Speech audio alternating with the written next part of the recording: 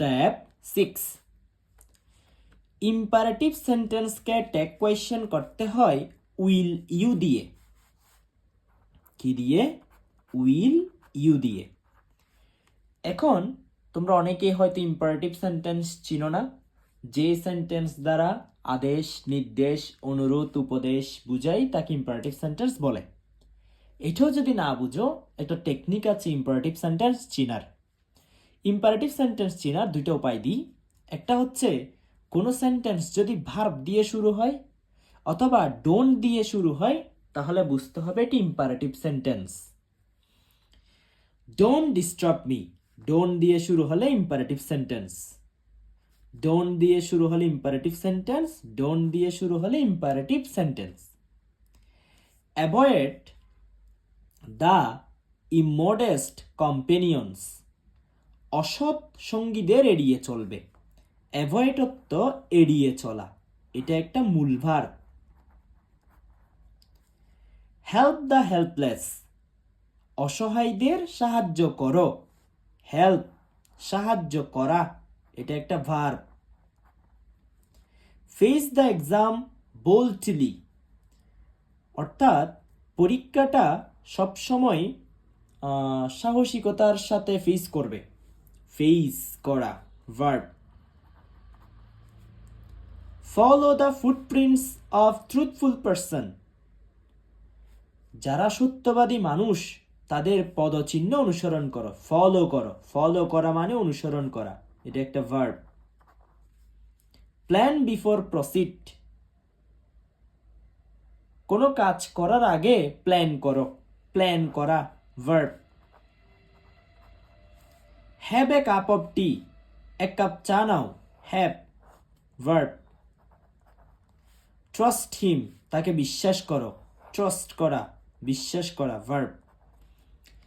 তাহলে কোনো সেন্টেন্স যদি ভার্ব এবং ডোন্ট দিয়ে শুরু হয় তাহলে বুঝতে হবে ওই সেন্টেন্সটি ইম্পারেটিভ সেন্টেন্স, এবং ইম্পারেটিভ সেন্টেন্সকে টেক কোয়েশ্চেন করতে হয় উইল ইউ দিয়ে। সবগুলো সেন্টেন্স আমরা উইল ইউ দিব, কারণ এই সিরিয়ালে সবগুলো সেন্টেন্স ইম্পারেটিভ।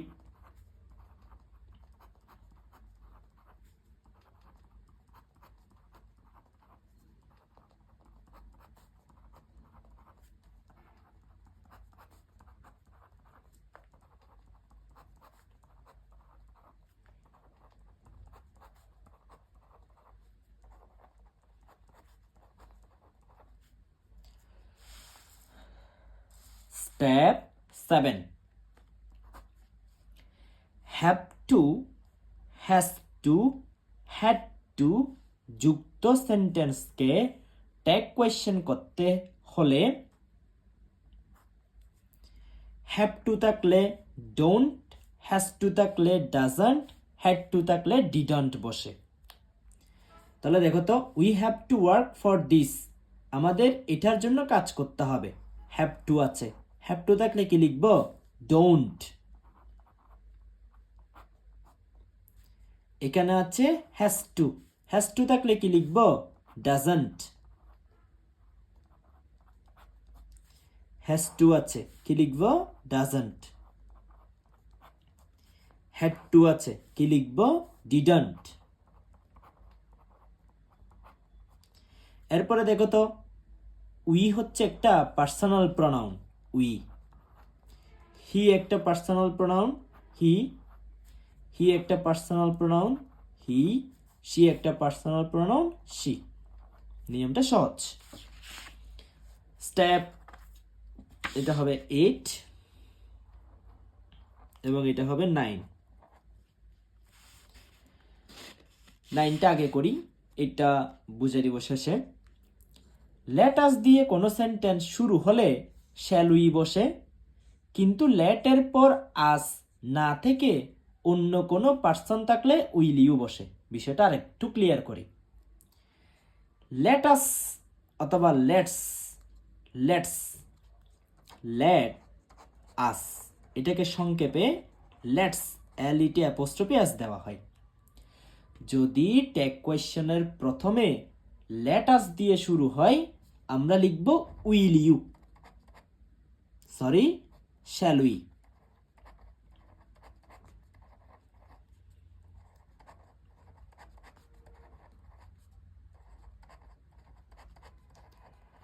এখন লেটের পর আস না থেকে যদি অন্য কোনো পার্সন থাকে, যেমন দেখো let him, let her, let them, তার মানে আস নেই লেটের পরে।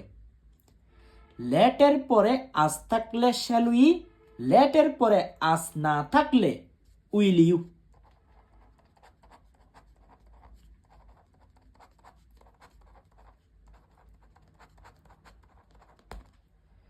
এরপর বাক্যে ব্যবহৃত কমন নাউনটি যদি অ্যাবস্ট্রাক্ট নাউনের কাজ করে, ট্যাগ কোয়েশ্চনে সাবজেক্ট হিসেবে ইট বসে।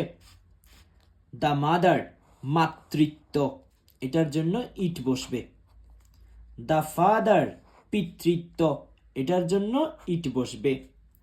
দ্য ফ্রেন্ডশিপ, বন্ধুত্ব, এটার জন্য ইট বসবে। দ্য ব্রাদার, ভ্রাতৃত্ব, এটার জন্য ইট বসবে।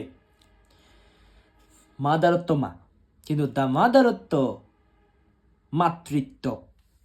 ফাদারত্ব বাবা, ফাদারের জন্য হি বসে, কিন্তু দ্য ফাদারত্ব পিতৃত্ব। এগুলো হচ্ছে অ্যাবস্ট্রাক্ট নাউন। এখন পার্সোনাল প্রোনাউনটা বসালাম, এখন আমাদের একটা অক্সিলারি ভার্ব বসাতে হবে। আমরা জানি সাবজেক্টের পরে ভার্ব থাকে। এখন এখানে কি ভার্ব, অক্সিলারি ভার্ব আছে? এখানে কোনো অক্সিলারি ভার্ব নাই, কিন্তু এখানে একটা মূল ভার্ব আছে, সেটা হচ্ছে রোজ।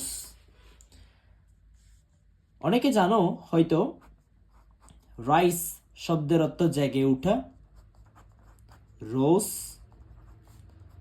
রাইস, রোজ, রাইজেন।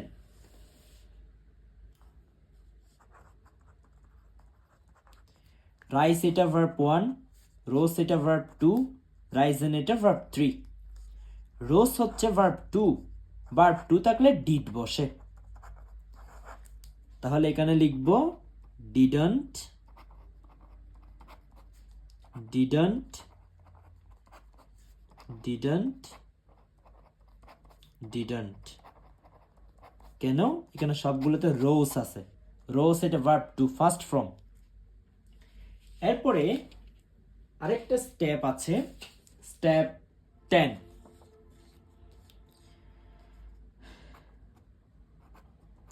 স্টেপ 10 গুলো তোমরা স্ক্রিনশট রেখে দিও, এটা মুখস্থ করে যাবা। এগুলো নিয়মের বহির্ভূত, নিয়মের বাইরে।